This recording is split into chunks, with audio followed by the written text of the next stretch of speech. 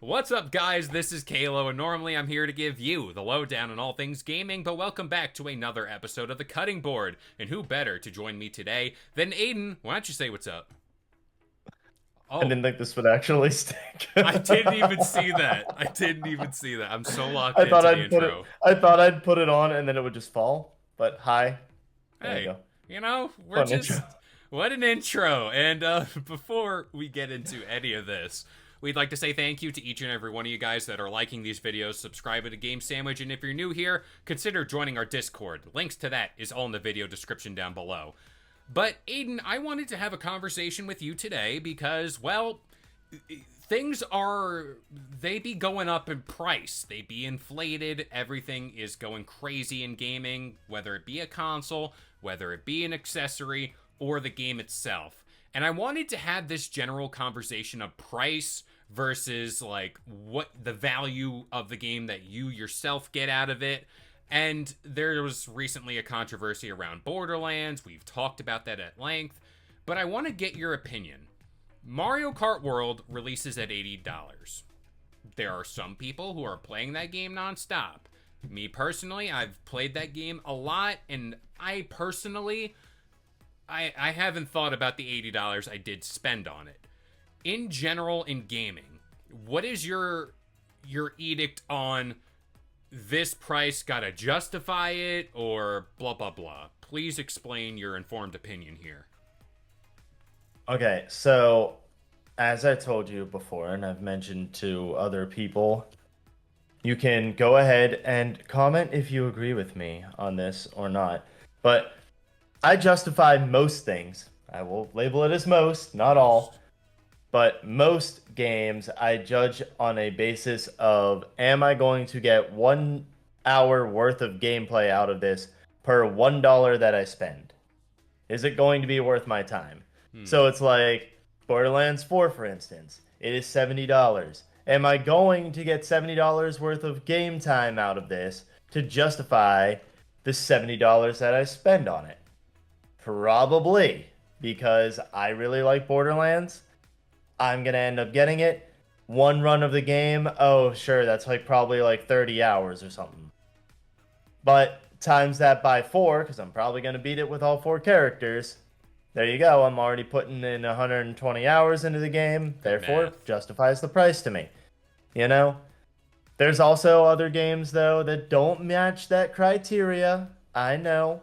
You can berate me in the comments if you want Give about them the that. hot There, takes. Give it, it's like, lay into them. like Split Fiction, for instance. It's like, Okay. oh, that game is like a 15, 20-hour game, but it's also like $50 or something like that. You're obviously not getting 50 hours worth of gameplay out of it, but that's where it's like it's a gray area where some things do have, like, some things are worth the price, and they don't match up with that, but most things, that's why I say most, Most. I justify them by hour, like 1 hour per $1 that I spend, and That that is where I agree with you on the fact that like an open world RPG, let's just say Fallout 4 for examples, or Skyrim, the game I have bought 5 times over and I still have played countless hours. I still play it to this day. I I am not ashamed in the fact that I've bought that game multiple times and I've spent money on it. Like, it's just I have played that game so much. And then I look to a game like Call of Duty Black Ops 6, recently released. I have not bought a Call of Duty, let alone played a new Call of Duty outside of Warzone. I've played Warzone, but that's free to play. But a mainline Call of Duty, I have not bought one since, like, what? I want to say Modern Warfare 3, the first iteration, let alone, I don't... my last one was Black Ops 3. Yeah, so whenever I look at Black Ops 6, I'm looking at it like, that is not worth the $70 or $80 I think it's worth now. Because, like, I'm playing multiplayer, and, like, great, the story for Call of Duty has never been something that has gripped me or, I seen as a thing I'm gonna go play like right away. It's always the thing where I'm like, At least not since Black Ops 3. Yeah. exactly. Back then it was pretty damn good. Nowadays I'm like, I don't know. But that is the thing with modern games where I'm like, I don't know if there has really been a game that stands out to me. One interesting game I want to talk about is Cyberpunk 2077, where that game released in the state that it did, and it was a broken mess. It was absolutely horrible at launch. I didn't run into as many problems, thankfully, but there were some game-breaking glitches where I traveled to a certain sector of the map where there's a mission, and the game would automatically crash or it'd fall through the ground. Now it is back to prominence with the Phantom Liberty DLC, and now it's a complete game. But that's post all of this, and then the fixes, the updates, the this, the that. I want to ask you now, prices of games nowadays being $70, being $80, potentially we are looking down the barrel of $100 for a GTA 6 or whatever comes before it. Do you think this rising cost of games will affect the larger titles in the long run where they're like, we don't know if we really trust this game at launch? Or do you think there's definitely going to be a cult following, but will there be any impact on these titles? Oh, I mean, 100%. There's there is nobody who could argue against that not having an impact. Price will always have an impact on whether or not you get a game. So like already at $60, people like they weren't hesitant to buy games, but there were some games that they questioned, at $60. And when it hit $70, people started questioning them more. And now that it's going to be hitting $80, people are really starting to question whether or not they want to buy a game. It's very much on the developer's side and on the publisher's side to prove to everybody that this game is going to be worth your time. Again, I'm going to beat the dead horse here that is Borderlands 4. Go At the for it. very least, like while Randy Pitchford isn't the greatest for PR, I will admit, No, really? they everyone is putting forth like a lot of effort at Gearbox to show that that game is going to be worth the money. And They are that's trying to justify it. They are going on this huge PR thing where they are going, "Hey, let people play the game early. We're doing FanFest to give access to more people. is Now that we're also 70? going to let yeah, that one's going to be 70. 70. Okay. But like still, they are going be above and beyond to justify it. And then you have games like Mafia Old Country. We'll point that one out. You're interested in that one? Cool. Very. When's the last time you saw them talk about that game outside of PAX? Yeah. No. PAX happened. That game is close to being released. I don't even know the release date. It could be out already August. for all I know. It's Oh, sometime okay, in August. August. Yeah. But there you go. I haven't heard another thing about that game since PAX. And so, like, how are they justifying the price for it? I know that one's going to be a cheaper one. That one's like 50 or something like that. But still, how are they justifying the price for it? How is, like, whenever, like, let's say the GTA 6 happens to be $100. We haven't Okay, even that seen price that. reveal, like, if the price reveal is $100, they're going to have to justify that price to people. Yes, a lot of people are going to be, oh yeah, I trust Rockstar. But then there's also going to be a lot of people who are like, okay, I need you to justify this. Show me in game, like, show me gameplay, show me what we're going to be doing, show me the lengths of the content that is going to be in the game, so that way I know what to expect. Yeah. You don't want to go into a blind anymore. You brought up multiple great points, and I first want to start with the earliest thing before I forget it. The thing we've always said is if you're a new game coming out, you need to get your game in front of as many people as possible. Be confident in your game. Do these things like Borderlands 4 is doing where playtesters are coming in. You're holding these events. You're doing beta weekends and just getting people in. That is what gets the eyes on the product. That also gets you the valid and very much needed feedback for hey, this thing is broken. This thing needs to be balanced. I don't really like this. We talked about that mini-map situation. doing that was only found out via putting the game in front of fans who not only have cared about it but know where the source material is coming from, where the bones of this thing exist and what makes it great. So I do like Yeah. that point a lot. Yeah, exactly. I I would be very upset in general going forward with any developer if they don't put effort into their PR campaign. Oh You yeah. know, like if Borderlands 4, like let's say Borderlands 4, they just left it at PAX and they just went, "Oh, hey, this is the stuff we're going to talk about at PAX." And then you didn't hear another thing about it except for the occasional trailer the entire way to launch. I would be so much more hesitant on Oh that yeah. game. Oh I yeah. would be like, I don't know for sure if I am going to get it. I would be questioning whether or not it'll actually be good. But since they have shown so much about it, I feel a lot more confident about it.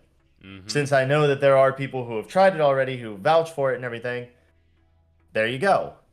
I am more confident about it, you know? But if a game like Mafia, which again, I'll bring that one up, if I don't see anything else prior to launch, not even a gameplay trailer, or they'll probably do a gameplay trailer, I'm sure that they will. But like if I don't hear anything about like what lengths they're going to in the game, Yeah. then I'm gonna be like, why is this worth my time? Like what's up with it? Exactly, and to your point, that was the next thing I was going to bring up. I went to the panel, we watched gameplay, we watched the developers talk about the game, and the one thing I said was the attention to detail they're putting into that game. That's great, and that is the thing I seen that you were saying we went to PAX. The last thing that the general Mafia fan might have like a clue about is Mafia 3, which that game I'm currently playing through right now, and the biggest gripe about that game was it is too big for what it actually is. And I'm playing that game and it's like you go to this end of the map, you do this mission, you tear down the rackets, and then you go kill this person, then you go over here. It's very like open world style of game. That is the last taste that you left in the mouth of Mafia fans. Much like what you were saying, and to your other point, you need to put Mafia the Old Country in front of as many people as possible. You need to do these playtests. You need to market the game. Just be like, hey, look at this. Look at what we have to offer. And for the sake of, you brought up GTA 6, I don't think you drop the price until you do that massive gameplay reveal that will be like, hey, you can do anything. Let's just say they drop the trailer, it's like you can do anything. If they drop that $100 price tag on it, will that mitigate everything? Do you think that's like, hey, there's a lot in it, $100? Yeah, like I'm fine. Do you think that works? Or is it more of this game should not go over 100? I mean, I don't want it to go over 100. I don't think that it should go over 100. I think that would be very bad for them. But in general, it would soften the blow if, like you said, if they show a ton of gameplay and they actually show, hey, this is all the stuff that you can do in Mm-hmm. this game. Like if they showed that before they announced the price, people are going to be feel way more confident about the price. But if you just go, okay, the price is going to be $100. Now let me work to justify it after the fact. People are going to be like, I want more. I want more. I want more. Yeah. You know, give me more reasons. Give me more reasons to justify this. But if they started off like, hey, you can literally do anything. Now here's the price. Then people are going to be like, okay, yeah, I get it. That was the one thing, and then we'll call it a day here. For Assassin's Creed Shadows, I remember prior to, I want to say, the gameplay reveal, we got like the first trailer for the game. They dropped the special edition statue, like, hey, go and pre-order this before even dropping gameplay. That is the biggest mistake anybody can make in gaming, where Yeah. it's like, yeah, like, go get the big collector's edition. We didn't drop gameplay, but like, hey, shiny statue. What incentivizes people to go do that? You know, it's just mind-boggling to me. I don't know. I mean, people who really like Assassin's Creed will get Assassin's Creed things, you know? It's a cool It's just statue, like, but I ain't doing that before I see gameplay. I don't know. I mean, I have a shelf of Borderlands collectibles that's just like, hey, I have no room to talk on that one. I mean, I'm not getting the Echo 4 statue. I'm sorry, Gearbox, but you got me on that one. I guess I'm not a real fan, as per Randy Pitchford. They find a way, Um, man. They find a way. but I mean, I'll also say that, I mean, I'm like that. I'll just buy a statue. So I don't think that's the worst mistake. I think it's a bad mistake to do, but I don't think it's the worst one ever done. Yeah, my thing is like, don't drop the collector's edition that's over $100 without showing gameplay. I think that's like, that is Yeah. the classic wine and dine me before you do the deed with me. Like, Yeah, exactly. show me why. And that, I can't believe I used that analogy, but here we are. But yeah, like, Show me right. ain't nothing but hard. I can't get into that. But this Well, is my tell joke. me why. Whatever. But yeah, it's an interesting conversation to have, especially as we head into 2026. We're getting a bunch of new games, GTA 6, next generation consoles. It's a conversation I feel a lot of people should be having, but what do we know? But what I know and what you know is, if you're new here to Game Sandwich, you should like this video, subscribe for more content just like this, and if you're new here, join our Discord. But as of right now, for this episode of The Cutting Board, I've been K-LO, joined by Aden, and we'll see you guys next time. And tell me the metrics that you go by when determining a game price, if it's worth it. If you enjoyed today's video and want more content just like this, consider subscribing to Game Sandwich for all your news, rumors, and reviews. And we'll see you guys next time.